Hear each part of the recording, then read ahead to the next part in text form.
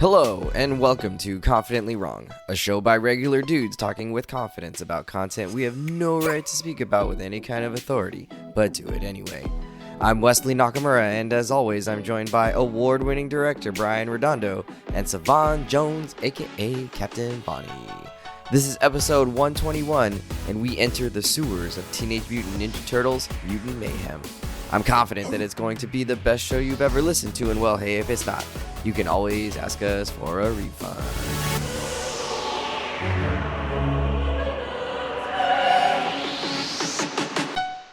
Incredible!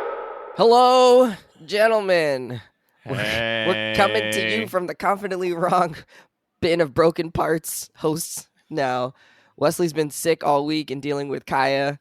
Savon is dealing with some migraines this whole week and not getting his sleep in.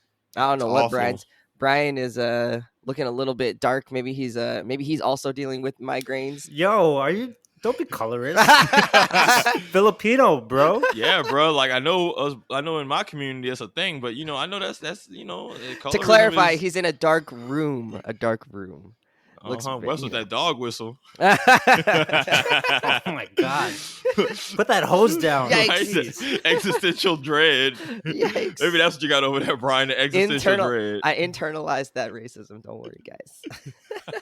All right. That felt pretty external to me. Right?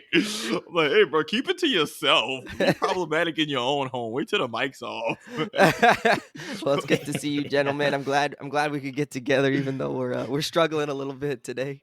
We do it for y'all, listeners. Yeah, hell yeah. All right, TMNT. Oh, I definitely spelled that wrong on the show notes. It says TNMT, Teenage Mutant Ninja Turtles. Cowabunga. So we're gonna talk about that was good. Teenage Ninja Mutant Turtles. The new Ninja... Turtles movie by Seth Rogen, our good friend, the comedian. But he's producing this. I don't think he directed it, but he wrote it. He got like 1/8 the writing credit. Did you see? There was like 5 all the writers. Yeah, listed? there was like 5 writers, but I mean, I feel like writing generally does take place as like a collaborative thing. So I'm glad that like everybody got a piece of the pie. It wasn't just like, oh, I'm the head writer, so I get all the credit. Yeah, but big school project energy of just yeah. Who gets the little like preamble before the movie? Oh, Seth Rogen does. He does. He gets all the credit. Who gets all of that? Yeah. But I got to give the man props because he is also the producer and the force behind the Invincible animated series, and now he's bringing us a new and fresh take on Ninja Turtles. And so, like, the man's got his comic book bona fides going on. He's got range and bring it to us on the big screen. Amazing. Agreed. So Agreed. before we jump into the movie, I want to know, how big of an impact has Turtles had on your life, your childhood? Like, what do you remember about Turtles in a non movie context? Maybe. Well, I guess it could be movies as well. Oh, definitely. Savon, are you? I know Turtles are big, but you also sort of like were a little bit later than Turtles. But did you have them come up in your life? Or did you have the action toys, or did you watch them on TV? Oh, yeah, no, 100%. Ninja Turtles was a huge part of my childhood. Keep in mind, just a lot of the films came out in the 90s, so even if I was a baby back then, keep in mind, those movies still existed later into the 90s. So they don't just disappear immediately, you're saying? Yeah. Like, I was still 5 years old in the late 90s watching Ninja Turtle movies. Like, I forget which one, but what was the one where they're fighting Shredder underground? It's like a collapsing thing. Oh, that's number 2. Secret of the Ooze. I think that was my first Ninja Turtles movie. Loved it. Like, that was one of those, I had it on VHS as a kid. Me and my brother would watch that shit on repeat. Like, that, Space Jam, Jurassic Park, were like, we would watch that movie, and then right when the credits roll, run it back, we watching it again. Like it was one of them. Rewind. Run it back. That was my joint. I used to watch pretty much all the Ninja Turtles cartoons. Like, I used to watch the 2003 series. I remember that 2007 TMNT movie. I've enjoyed Ninja Turtles. We all used to play the arcade game, I'm sure, with the little side scroller, beat 'em up. I mean, Ninja Turtles is a big part of my childhood. I always watched it as a kid. Wait, on the video game, did you always get thrown off when they were like in the western part and then they ended up on the train? Like that always threw me off. I was like, where no, did this because come I was from? because I was a kid and I just wanted to be a Ninja Turtle beating people up, and I did that. So where it was happening, when you have literal Ninja Yeah. Turtles, the location part isn't what breaks my suspension of disbelief. All right. But no, I'm a huge Ninja Turtle They're fan. not I've known grown for up to flawless logic. it. Yeah. No, but I'm a big lifelong fan. Always loved the series. I love the games, the movies, the TV shows. I've enjoyed it as a young adult, as a grown adult, as a kid. Big fan. Did you relate to any of the turtles more than any of the other ones? I used to like Raphael because he was like the badass of the group and was like, Yeah. And but as I get older, I became more of a Donatello fan because I liked that he was kind of more of the brains of the group, and I liked his vibe. Nice. I felt like sometimes he got, no pun intended, the short end of the stick sometimes, writing wise. But I think I think newer iterations of the team have gotten way better about making Donatello way more interesting. But in I'm some a big of the Donatello properties, rap hadn't fan. they kind of like implied that he's got maybe a little bit of like ASD, like autism spectrum disorder? Some of the newer This one ones, didn't like have that, but not this one, but like there's one that's on Nickelodeon where they really lean into him being like a nerd and not having like picking up on social cues. Like he's very much like your boy from Bad Batch, the really yeah, Tech. Thank you. Yes. So like yes, but I don't think that's always been the case. But I think that was some of them trying to be like, okay, he's the tech nerd More guy. What else inclusive. can we do with? What else can we Gotcha. do with this? All right, Brian, TMNT.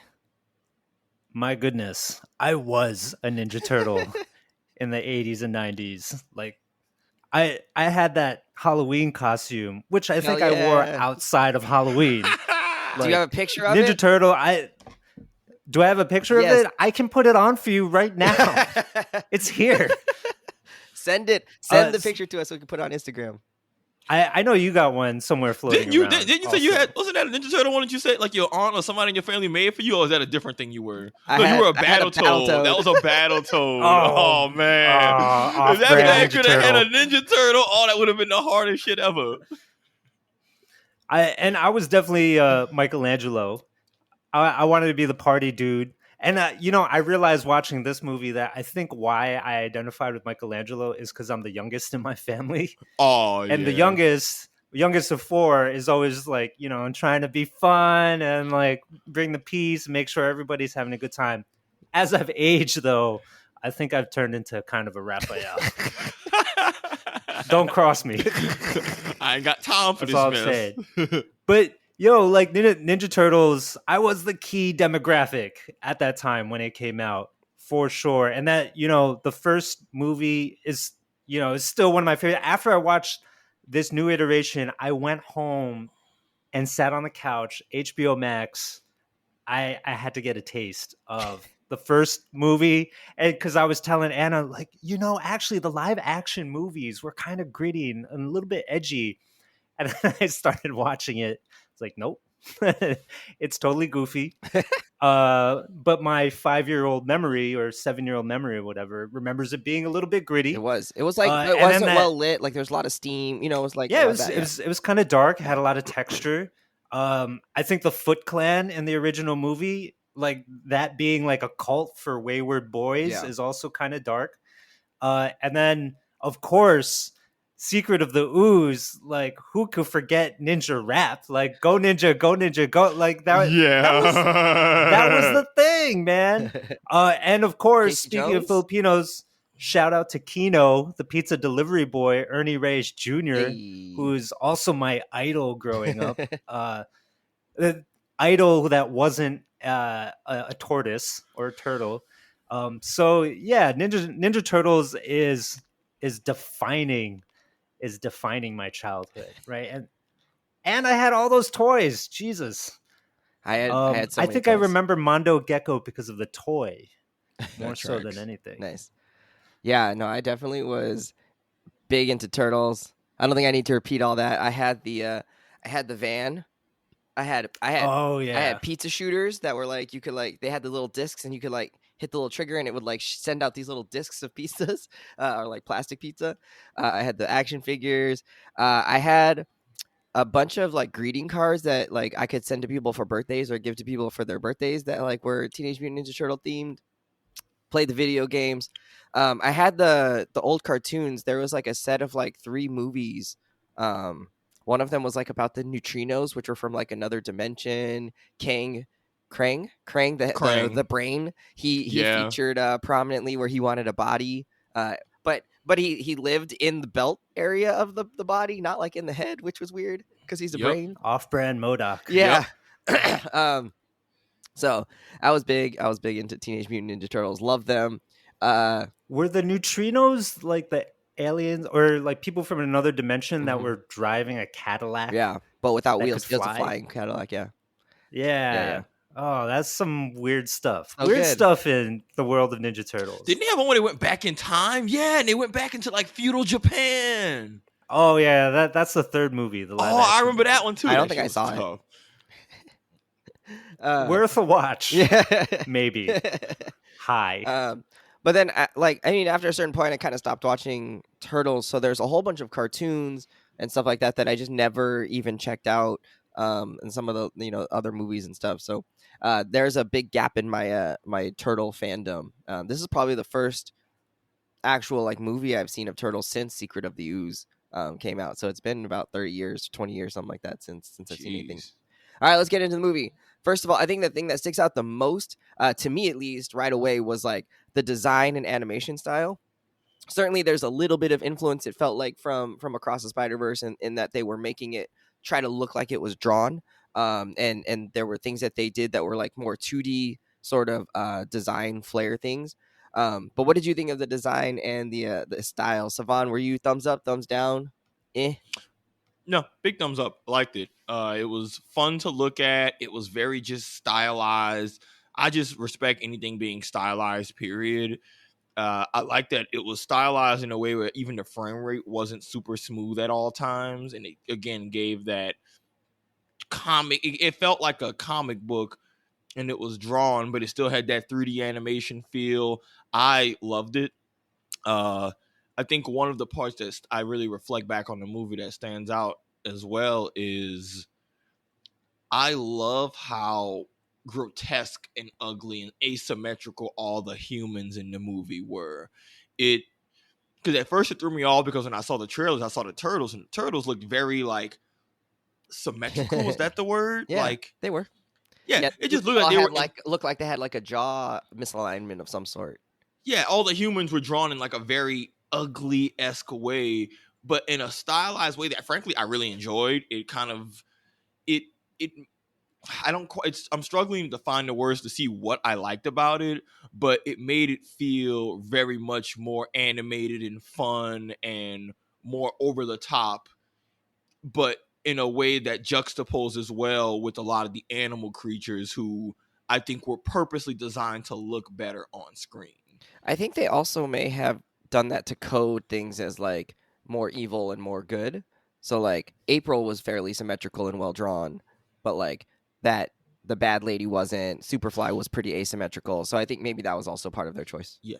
But a lot of the other animals in the crew, the monsters and the mutants in the crew, were also fairly symmetrical and like right. Well, because by the end we don't yeah, we can exactly, spoil it, exactly. Right? So maybe no, exactly. Like that's what I was thinking.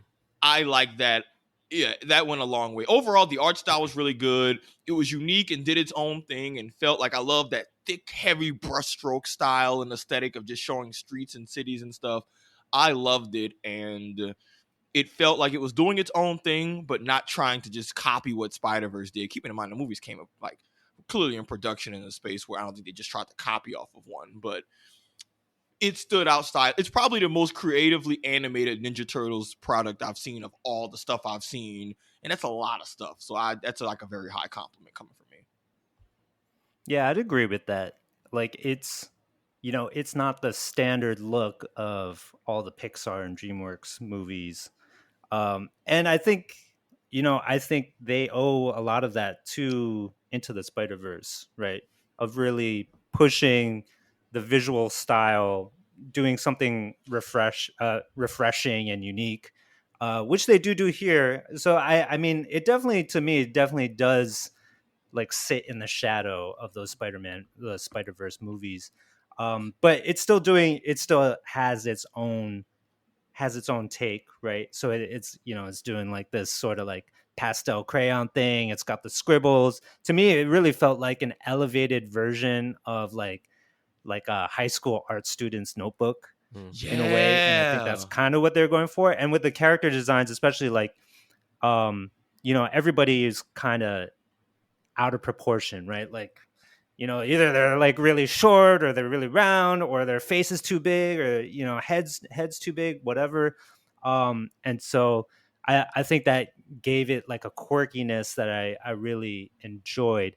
But I will say that, it, I think the movie definitely for me, like, and including the art style, it's hard to remove it from the shadow of the Spider-Verse movies.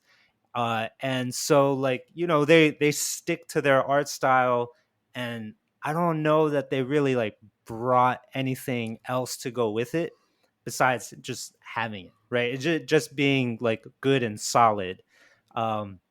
Which is, unfortunate that I got to make that comparison, but it's just like impossible not to.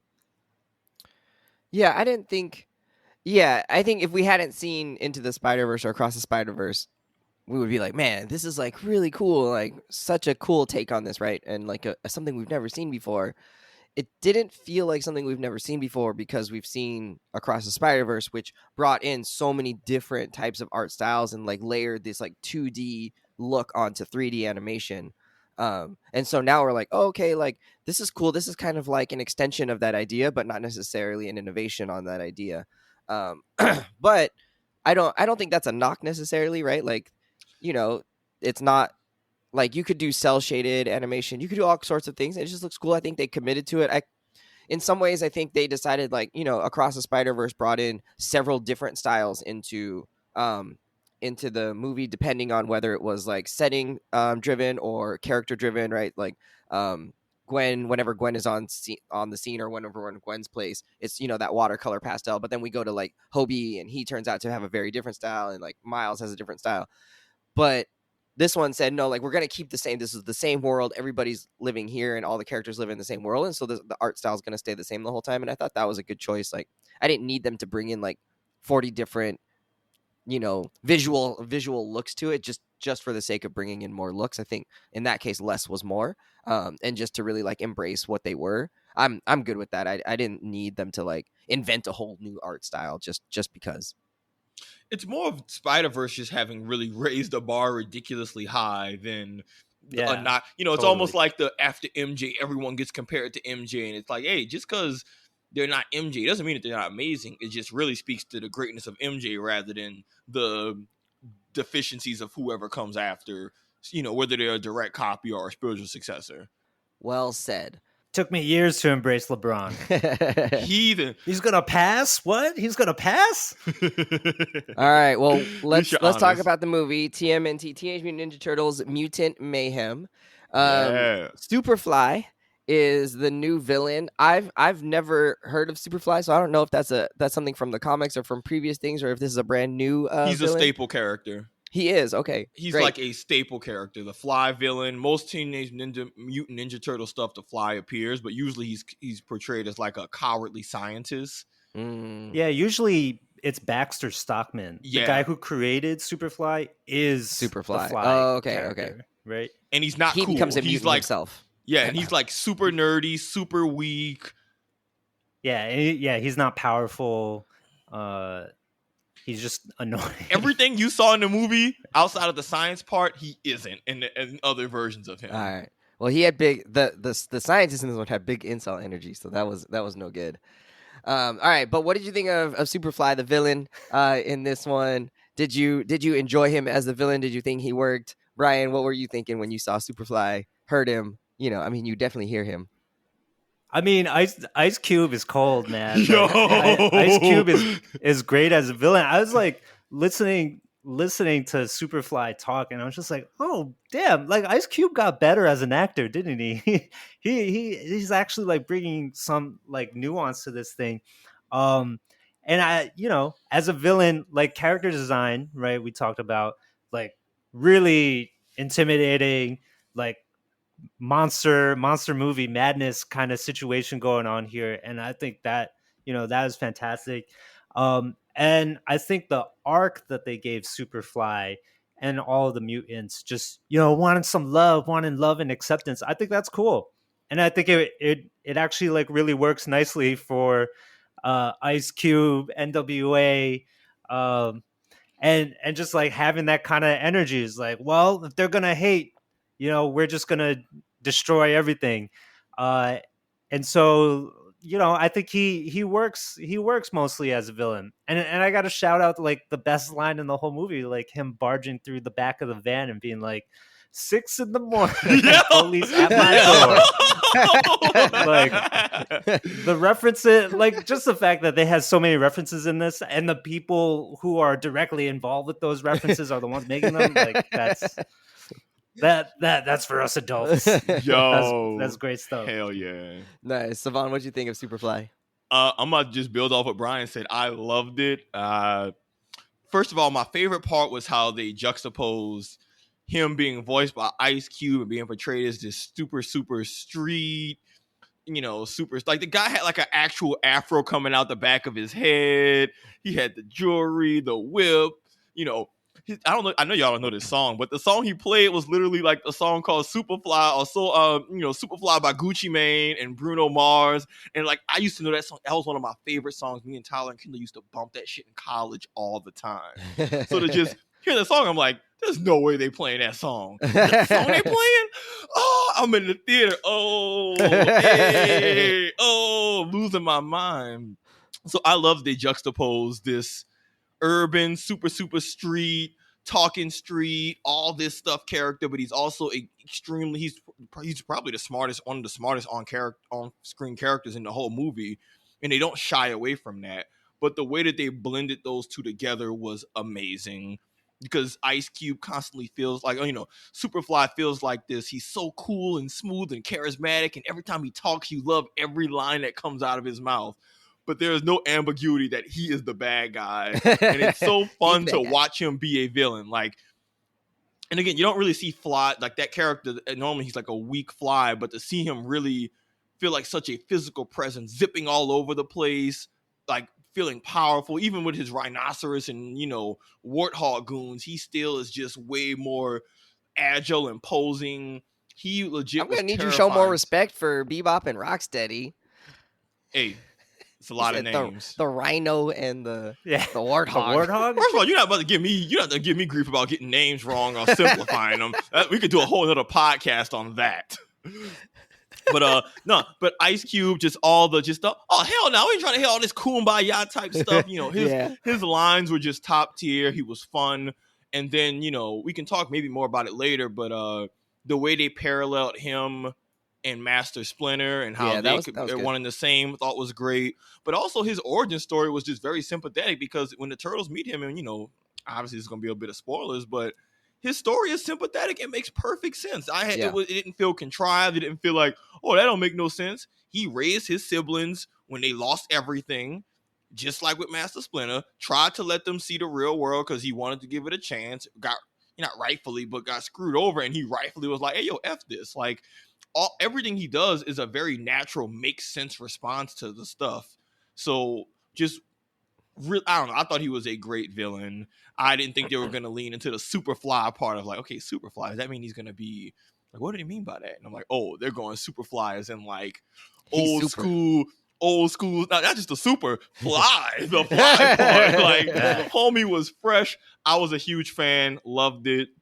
I've always been like Ice Cube, in my opinion, he's never been a bad actor, but then again, I've seen all his movies, like including Friday, which at this point is like 30 years old. So I've always felt that Ice Cube had good acting chops, but he did a great job of bringing that street energy, but being super sophisticated and smart. And also you can feel him dropping F-bombs that aren't actually there. And I really got down with that. Great villain. Loved him on screen. Nice. All right. How did the jokes in the movie land with you? A lot of references to pop culture, a lot of silliness. What were they saying? Like, ooh, you got a burst of hormones all at once. Just like kind of throwaway lines. And in some ways, the jokes are kind of more aimed. I mean, I think in general, actually, I want to talk about this. Is that like the movie is generally seemed like to me aimed kind of more at like maybe the like 10 to 12, 13-year-old crowd. Brian. More so than it was aimed at like, 17, 18, 19, 20-year-olds. And so in some ways, like the jokes were, silly or whatever. Like, were they working for you, or were you like, it's a little bit juvenile for me? How was it going? Savon, what were you thinking? Well, Oh yeah, Brian, go ahead. Well, I was just gonna say that's kind of what makes this Ninja Turtles. Why I think part of why we all saw it, because it's a fresh take on the Turtles. This is the first time that they're like young teenagers. Mm-hmm. They're, as you said, like in the 12 to 14, 15 range. And like other Ninja Turtle movies, they might joke around and whatever, but they feel a little older. This one, they're for sure like kids. Yeah. These turtles are kids. They felt like middle schoolers almost. They do the things that kids do and talk about the things that kids talk about. Which is like, I guess it's like funny, but it's also like, well, I'm 39. Do I really know what they're talking about? Like, sort of. But that's what I did catch was pretty good and pretty hilarious. Like, especially, I mean, I know Wes, you're about to talk about it, but like the whole like New York thing, like bacon, egg, cheese, like like doing that kind of stuff, was pretty wild to see in a Ninja Turtles movie. Like of all movies to have those kind of like in-depth, very specific pop culture references, this one just had it in spades. Yeah. And I don't know if that's going to lend itself to have staying power, but I don't think that matters, right? Like, this movie was just like, let's have fun this year and make all the references we can to things that are like now. Savon, what you think? So it's funny because Brian and I were talking about this before we started the show. Like, I was saying that was one of my favorite parts of the movie is Go ahead. The pop culture references were top tier. It was, here's my thing about a lot of movies that make a lot of pop culture references. It's not whether or not they age well or not. It's are the writers so old that they're frozen in time to what pop culture actually is? Because there are people in our age range in movies that are still making pop culture references from like the 90s and 80s, and it's just like, dude, that's not, just because that's what's pop culture to you, that don't mean that's what pop culture is anymore. And this movie, I think, was very intentionally written by people who understand the ways that pop culture has shifted in the last 20, 30 years. Like, that's extremely important for me. And so for me, those references were hilarious. They landed. Some of them were ones we would get. Like, some of them are pop culture references that everyone would get. They're just modern. Like talking about Tom Brady and Beyonce and Drake and Adele. And, it's like, all right, we're talking about just the modern top artists of the world. Those are relevant pop culture things that those jokes will still age well 5-6 years from now. Because these are some of the biggest pop culture icons, right? The bacon egg stuff is just like you could tell they were all in the studio together recording this, because the chemistry and them talking over and joking the way actual groups of friends do felt super organic and real, and that made a lot of the jokes land rather than just someone says a line, someone else responds. Like, no, there are a bunch of siblings who are joking, laughing, yelling over each other. Like, it almost gave me the energy of how we can be in the PlayStation chat sometimes, Wesley, right? Where there's a point we all just rabble. You know what I mean? It was a very organic vibe, and I love that. Yeah. Again, and I said it again, I was talking to Brian before the show. Every other version of Ninja Turtles, I would argue they don't come off as teenagers at all. You could just have them be adults, and you wouldn't really change their lines or how they behave, besides Mikey being silly. But, outside of that, they never came off as teens. But this one, I pull up the cast. These are like actual young boys, like youngins, kiddos. So it makes the childishness, way more believable. And another bit they did that I really appreciated was there were references and jokes that clearly I get what the joke is supposed to be. I get the gist of it, but I'm not meant to be the target audience for that joke. Like I was telling Brian, they had a BTS reference where they were all strapped to the milking machine. And, they're like, you don't even know the lyrics. Yeah, but they were talking about like BTS. I can't believe they said nipples. Yeah, I mean, it's like the Ninja Turtles always had a little bit of a juvenile twist to them. So like that's, I think that's pretty tame, all things considered. But the fact that they did the BTS reference, I know who they are. I know they're like a South Korean boy band. I know that much. I don't really know too much else about them. but I know enough to know that this is the kind of stuff teenagers are in love with and would absolutely be making jokes about.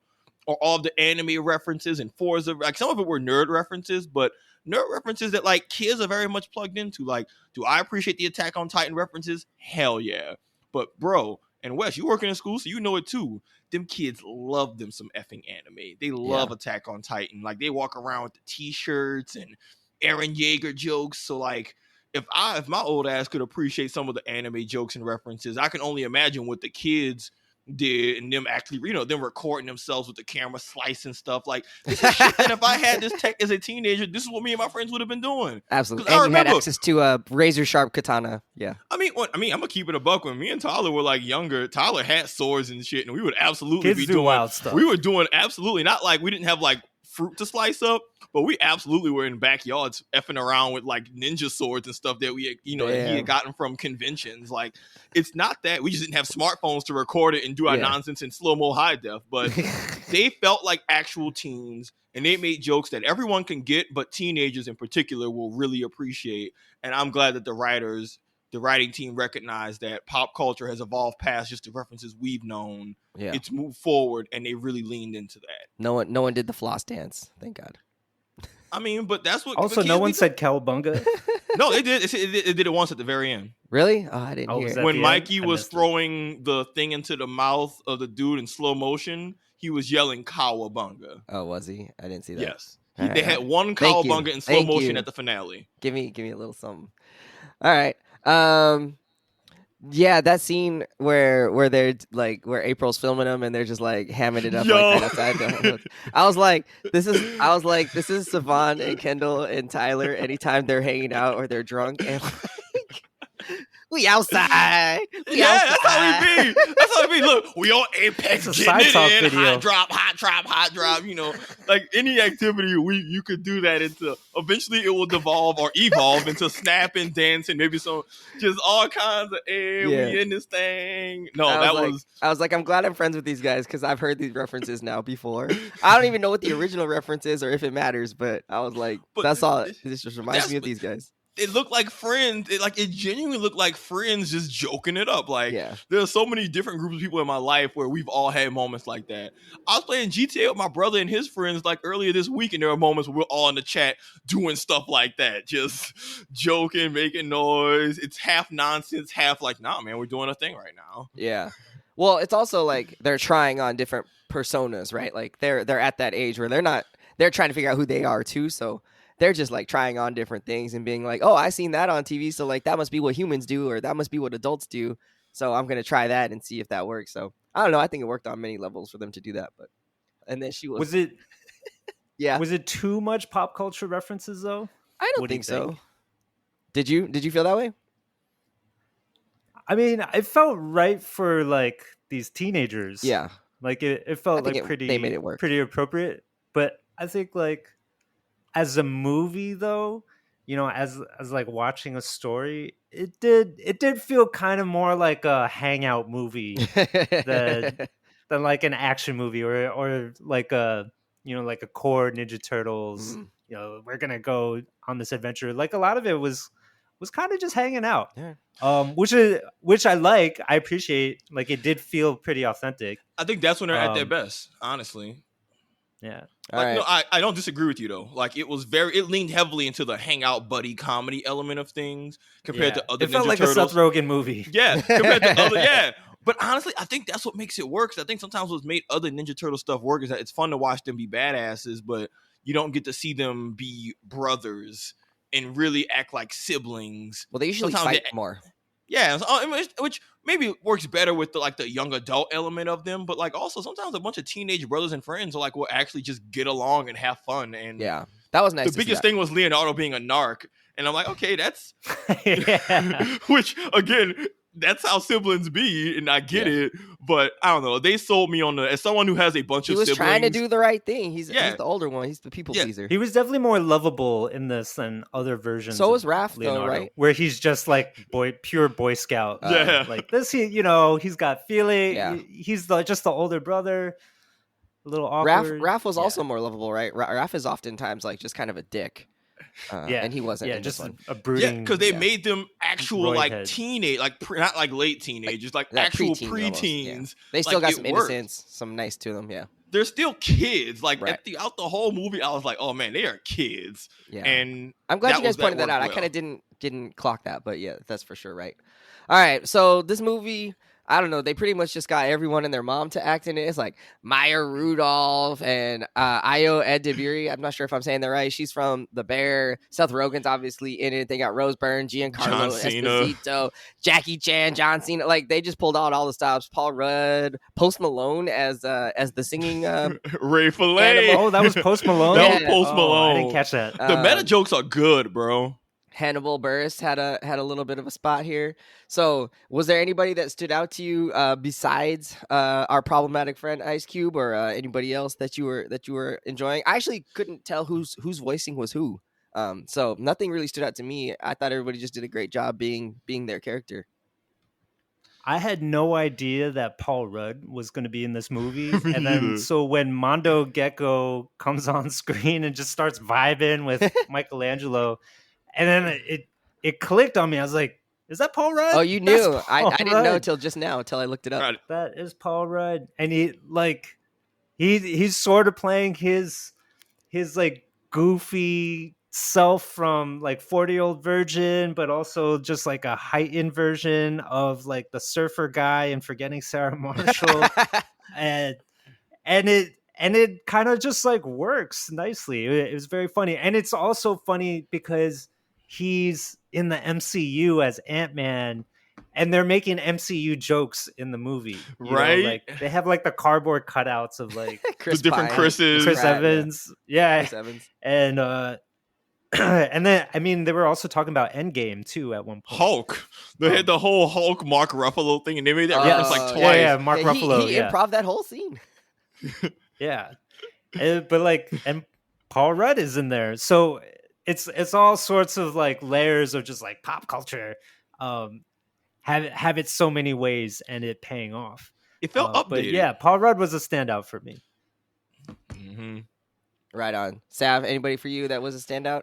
Oh man, okay, I could just go and spin the block and talk about how much I loved Ice Cube in this movie again because he was effing amazing.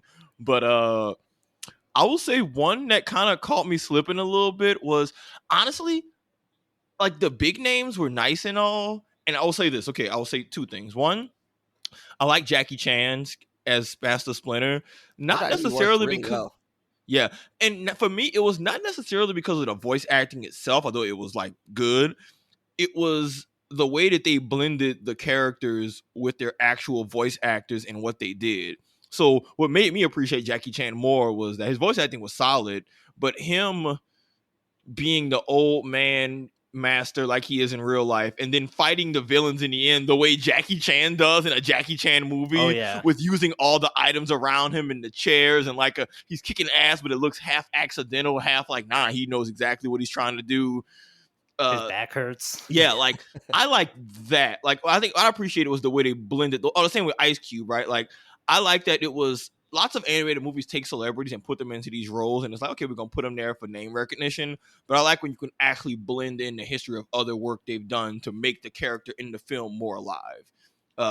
That felt like the voice casting felt really intentional, and it made me respect the choices a lot more. But the biggest standout was the Ninja Turtles, dude.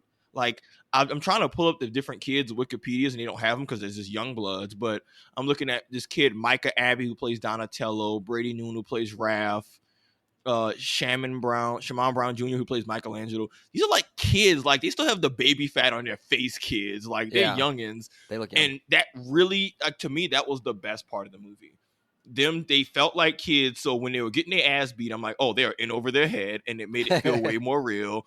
And when they did cool stuff, it was sold that like, hey, these are kids doing cool stuff. So even when they got into that first fight in the garage, right, they're kicking ass, putting hands on them. It was the kids though. They like sold me on just all the stakes, them beating people up. They still came off as super goofy, lovable. If I'm just thinking about all the lines in the movie, and if anybody else besides the actual kid voice actors had delivered those, it would have just taken away from the collective movie as a whole. Because again, them being sold as teenagers sells the stakes of the movie. It sells the stakes of their interactions, and it makes just all of the goofy stuff they do feel way more grounded rather than just every other version of the Turtles where they're basically just adults. And they just put teenage in the title because that's just what the name of the IP is. So shout out to Ice Cube and Jackie Chan, but I got to give it to the 4 Turtles. They all absolutely killed it. Especially Mikey, who really sold me on that little brother. Like, he reminded me of just some of the innocent kids at the schools I used to work at who they're just young and they vibe and they just want to be friends with everybody. They're super friendly. Like, there's so many kids like that in real life, and to see that actually be accurately portrayed in a movie, which doesn't happen often, and it feel authentic, really went a long way. Because apparently a lot of the sessions, they had them in the studio together. And so I think that also really, like, a lot of American animation, they don't keep them in the studio together. It's more of, I know in more Japanese animation, they put everybody in the studio together to make it feel more organic. They did that, and it paid off dividends for this movie. Nice. All right, let's take a little sidebar here. So if you were going to be an animal, mutant, hybrid, something like that, what would you pick for yourself? Savon. Oh, that's Brian first. I got to think about that. I just finished. All right. Brian, you got an answer yet? I don't know if I have an answer. I'm gonna go with how about a dolphin? Could I be a dolphin? Hell yeah. Could he was a humpback whale. I think you could be a dolphin. Right. The humpback whale was kind of interesting, though. I didn't love that the movie ended with a kaiju fight.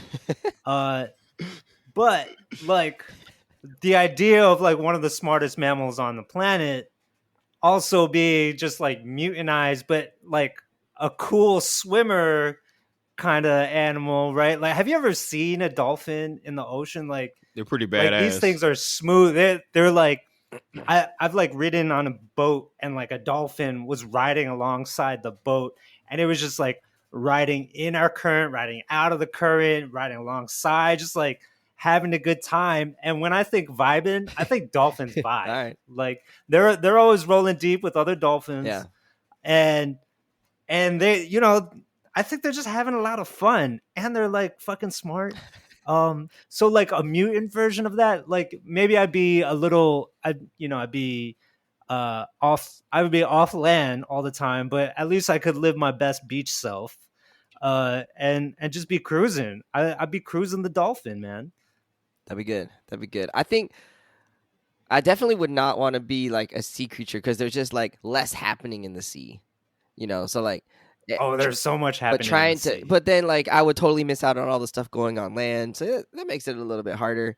I definitely am not going to go insect route. Like insects kind of freak me out a little bit, or like bugs in general. Like I'm not down with that. So I'd probably have to pick some sort of like mammal or, something like that. So I feel like I would try and go with, something like a monkey just for the agility, like, or a chimpanzee just for like that strength and agility. Like that's what I would want. Like in my life, I'm not downgraded human. I'm not very athletic.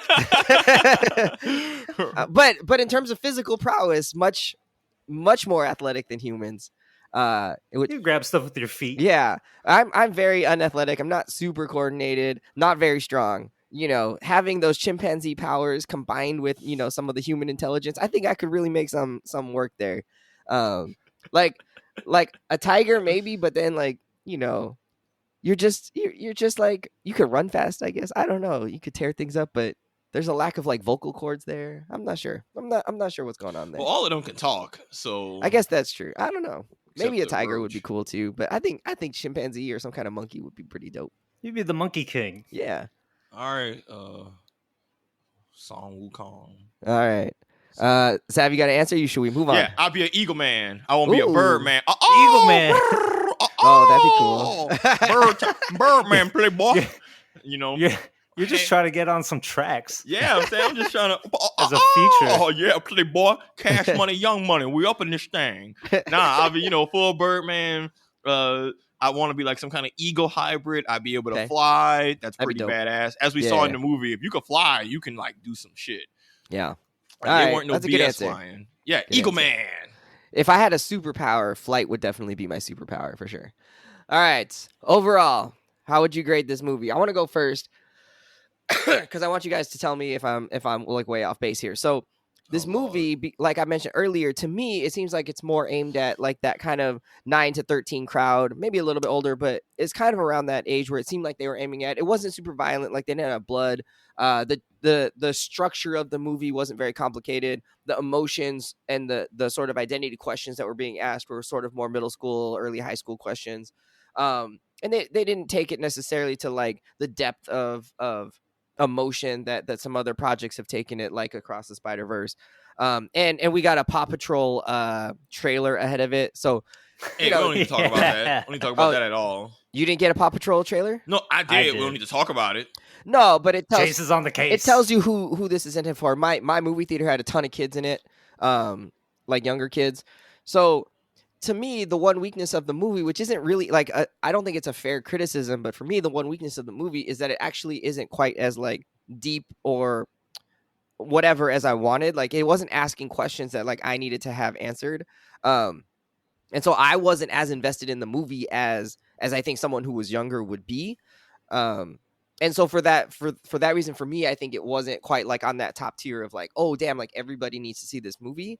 It just wasn't aimed at adults. So overall, to me, you know, like I would give it probably like a 4 out of 5 or something like that, or maybe a high 3 point something.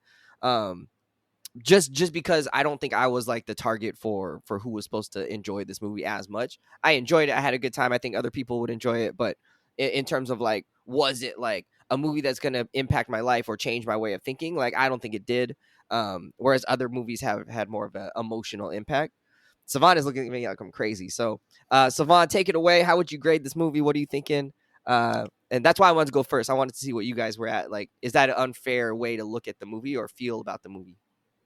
That's a fair way to feel about the movie because you have to contextualize the target audience and what it's going for. So you can contextualize that of why you did or didn't enjoy it. I don't think it's fair to actively hold that against the movie either, though. Like, one of my things that I talk the movie up about is explicitly that they know their target audience and they shoot for that. Yeah. And I don't like when movies, honestly, try to do too much. Ninja Turtles is never meant to be deep and super serious. It's, or at least, the comics are like violent, but it was never meant to be super existential. It was meant to be, in fact, Ninja Turtles, remember, it's like low-key a parody of Daredevil. Y'all know about that little thing, right? Like, it's like it's never meant to be taken super seriously. So I'm never gonna go into a Ninja Turtle movie expecting, now if they can do it, cool, but I'm never gonna expect it to be some existential reflecting on my life type thing. I want to see some ninjas be silly, be brothers, go on adventures and fight shit. And I think if you try and take that too seriously, it starts taking the fun out of the movie. Like, even when Master Splinter did the origin story, he kind of even hand waved away. Yeah, y'all were babies. I was old, so I became an old rat. Y'all became baby teenage rats. Makes perfect sense. Like, even they tongue in cheek hand wave. Like, don't think too much about this, bro. And that's how you should approach this movie. It knew its audience. It was funny. It was entertaining. It felt authentic and gave us the best turtle brother dynamic I've seen in Ninja Turtle media. And the jokes were still aimed at a younger crowd, while still, I think some old people like us could still appreciate a lot of the other jokes. And they still had like some, a Stewie reference and a Hey Arnold reference. So it's not like they were completely only aiming at teens. Yeah, and it was still funny. So I think that's a fair reason to contextualize what things you didn't like about the movie. I don't think it's fair to let that take away from your rating because it was never, I've never been someone that judges a fish by its ability to fly, like it was never trying to be that. So it's not fair to grade it that way. That being said, this movie gets a very solid, like 8.5 or 9 for me. It was entertaining. It did what it was supposed to do. And it was one of the best Ninja Turtle movies put out in a sea of a lot of Ninja Turtle movies, some of which are genuinely good. Brian, how are you rating this? Are they genuinely good? So, have you watched them recently? So in my mind, I thought they were genuinely good too until I watched like 5 or 10 minutes last night. So I was like, I don't know about that. So I have a legit answer to that. I want to let you get to your review, but this is what I'll say. I'm not going to talk about the live actions because I think those weren't particularly great. But in the 2000s, they have a lot of good animated movies, including like Ninja Turtles versus Batman, which is really, really good. There's the TMNT Forever, which is like a crossover of the original 1984 Ninja Turtles with the 2003 animated series. It's like a multiverse crossover movie that came out in like 2009. really good movie. Oh, ahead of their time. Yeah, that you even get a reference. You even get a reference at the end of the original black and white gritty Ninja Turtles. So there's like 3 different iterations of the Turtles that appear in that movie. Good movie. That 2007 Ninja Turtles movie, the animated CGI one, is also really good because it takes place like Master Splinter's dead at this point already, and Leo had like a training arc that happened before the movie. Like I won't speak for the live action, but for the animated stuff they put out in the last 20 years, a lot of it is solid. Or like it's not just trash and they're just rebooting it, putting out more trash. Most of it's pretty good. So, I take all that into consideration. Thought it was a good movie. What about the Michael Bay version? I haven't seen it. Have you seen it? But I did see the scene where they were in the elevator beatbox rapping, and I'm like, if the movie's anything like that, it can't be awful. But that being said, I'm not going to go see it. It's got the Michael Bay stamp on it. It can be awful. Yeah, but that's what you can be assured. Yeah, so that one, no. So I think Ninja Turtles tends to fall short in the live action medium, but whenever they do animated content, they do it really well, and they do a good job of spicing it up from iteration to iteration in terms of art style, themes, characterization. So, I think most of their movies have been pretty solid, and I thought this one was one of the better ones. I think it's hard for me to know like what to expect from a Ninja Turtles movie. Probably because I have not seen all the ones that you have just listed. I didn't know any of them existed. Mm-hmm. And so like basically my attraction to Ninja Turtles comes from 80s, 90s nostalgia. And I don't remember very well what exactly the essence of Turtles are besides my personal memories of it. And so like with any nostalgia bait, right? Like you sort of want the nostalgia to grow up with you in the way that, Star Wars has kind of grown up in certain ways, right? And like other IP does that. And so like jumping into this Ninja Turtles movie that is very much a kid movie felt a little bit weird, right? Yeah. And like it was like really enjoyable. I love the hangout aspect of it. I love the brotherly joking and tomfoolery that's going on.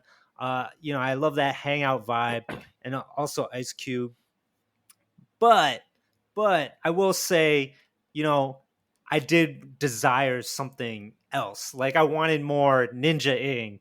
I wanted more action. I wanted more, just like kind of like comic book craziness that you don't get too much of here, honestly, because it is more about the relationships and the jokes. And I did not like the kaiju fight at the end, right? Like to me that just felt like kind of like a left turn into a different type of movie, and then the way that they resolve it also feels similar to a lot of other movies. And then you take the fact that this is coming after 2 Spider-Verse movies, which, like it's just impossible for me not to make that correlation or that comparison. Mm-hmm. And those movies feel epic. Yeah. Which make this movie feel very small to me. And it, honestly, it did kind of feel like, an afternoon on the couch watching an animated movie, like a straight to TV animated movie in some ways. That said, it was enjoyable. Like I'm glad I saw it. So ultimately I'm going to give it a 7 out of 10. But again, like 39-year-old, I'm not the target audience for this. I appreciate it for what it is. But maybe I want something a little bit different out of a Ninja Turtle vehicle. Would you have liked to see this with like if you had like kids or like a nephew or something? Or you think you would have enjoyed this in a different way? I mean, yeah, maybe some people I saw going in with their kids, and it's like for some people that's their first Ninja Turtle thing for their kids' generation, and they grew up on it the way y'all did. You think that would have made it totally could be. And like the theater that I saw it in was kind of empty, and probably there's maybe like one child there, and everybody else is an adult. So, there wasn't really any laughter going on, which kind of sucked. But yeah, like maybe if I could feel it in context of the target demographic and they're having a good time, yeah, it probably shaped my experience more. The kids, Fair. the But kids you had know, a when good I go time. to the movies, I want a certain type of experience, and this, Didn't quite this get there. this was vibey. Yeah. This is more a vibey kind of experience. That's so. fair. My theater definitely had like younger folks, kids, Yeah. teenagers with their parents, and there were certain jokes where the youngins were clearly laughing their ass off. Yeah. Like the BTS joke, like I kind of was like, huh, that's funny. But some of the kids were like, oh, this is hilarious. Top tier. Yeah. Or especially like the milking machine my joke. God! They love that They love shit. the milking machine jokes. They love that shit. All right. I want to mention two things before we head out, and you guys can respond to. Is the one, I think, big props to their imagining of April O'Neil in this one as just being a completely different April O'Neil than I've ever seen before. I thought that was cool, just not to be boxed in by like what she's been in the past, and just to make her a brand new, like, younger student with her own hangups and stuff like that. And I think the audience gets to relate to her a little bit on like, hey, these are the things that we struggle with, and sometimes you just got to keep going with it. And then I don't know, I forgot the other thing, so it doesn't matter. One thing I guess I wanted to add in there. Well, can I Great. add Thank one you. last thing? That Of was my- course. one of the best lines of dialogue in the movie in the very beginning. Remember what Dad taught us? Humans are the scourge, and blah, blah, they want to destroy everything that's different to them, which I know is objectively prejudice, but it's how our dad raised us. That was such a good way to just open up this film and set the tone for the humor, at least for me. Like, that bit had me ready to, like, oh, it's one of them kind of movies. And actually, the other thing I gotta add is shout out to the soundtrack. We didn't talk about the soundtrack at all. Oh, the I was soundtrack was good. Yeah. I feel like they could put it like this. All I'll say for the soundtrack is they could have been way lazier with some of the songs that they put in and just did like cookie cutter pop song, whatever song you put in the trailer for the movie thing, and that would have been it. They were way more intentional and did a good blend of organic hip hop for scenes that involve Ice Cube's character Superfly that fit the tone with like the Gucci Mane and the Wu-Tang ODB tracks, but then also fun meme music like that. What is it? 4 Non-Blondes or something? The what's going on? Oh yeah. Including the actual online He-Man meme version of the song. Again, the people who put this film together are way more in touch with what the pop culture landscape looks like rather than just, like what you saw in like Love and Thunder or even Guardians of the Galaxy. It's just like, these are all very on the nose. We've heard this song a million times in a million movies type vibe. They knocked that part out the park, and I would like legit want to pick up the soundtrack to this film. My second point I remember now, because you said about the soundtrack. Actually, the sound design was really good. Like the way they mixed it, like shit was like all around me in this theater, and they did a really good job of like making the sounds like really cool. So props to them. That was just a small point. Brian, any last thoughts before we take it out of here? Oh, there was a sigh that landed in one of the turtles' legs. In that They all first freaked garage out. fight. They're like, Yes! Oh my god! Oh my god! It's kind of weird. they This is immediately kinda weird healed movie. because no mention of that after that. There's also a ninja star in April's helmet. She was like, "This is That a good coulda investment." killed her. She was like, "This is a good Oh investment." my goodness! Oh my goodness! Oh yeah, the helmet All right. jokes are great because the helmet saved it like multiple times. Yeah. good Yeah. stuff. All right, friends, that'll do us. Hit us up on Confidently Wrong or at Confidently Wrong. No, sorry. Is that right? At Confidently_pod? I don't know. Something like that. On Instagram, you know where to find us. It doesn't matter. We're really good at the social medias. We need to be on Social. TikTok. That's where all the new kids are going. All right, y'all. We're out of here. See you later. Bye. Cowabunga. Cowabunga, dude.